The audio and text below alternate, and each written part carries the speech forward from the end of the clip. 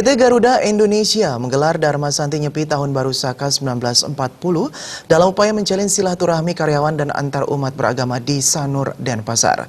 Acara tersebut mengambil tema Catur Berata Penyepian, tingkatkan sinergi Garuda Indonesia Group menuju Sky Beyond 33.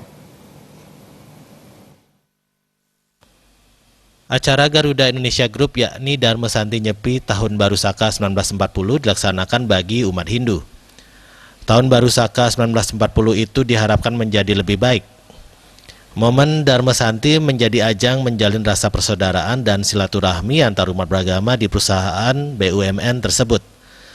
Kerjasama yang lebih baik diharapkan terbangun dalam meningkatkan kinerja di perusahaan, termasuk juga menjalin silaturahmi antar karyawan. Dharma Santi tahun ini mengangkat tema Catur Berata Penyepian, tingkatkan sinergi Garuda Indonesia Group menuju Sky Beyond 33.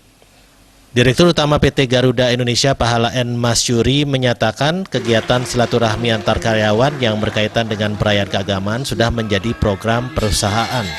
Ia mengatakan kegiatan tersebut harus terus dilakukan dalam masing-masing perayaan keagamaan sebagai bentuk upaya menjalin kebersamaan dan keakraban antar karyawan.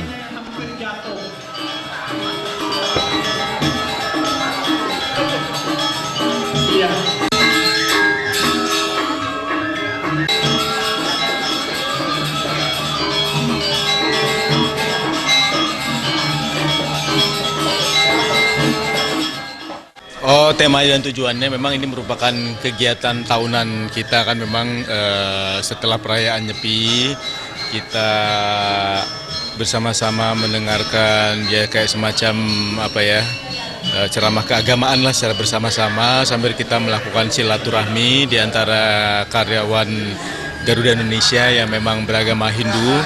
Ya karena sebagian besar memang beradanya di Bali, jadi kita laksanakan ini di Bali sambil kita juga berefleksi dan juga meningkatkan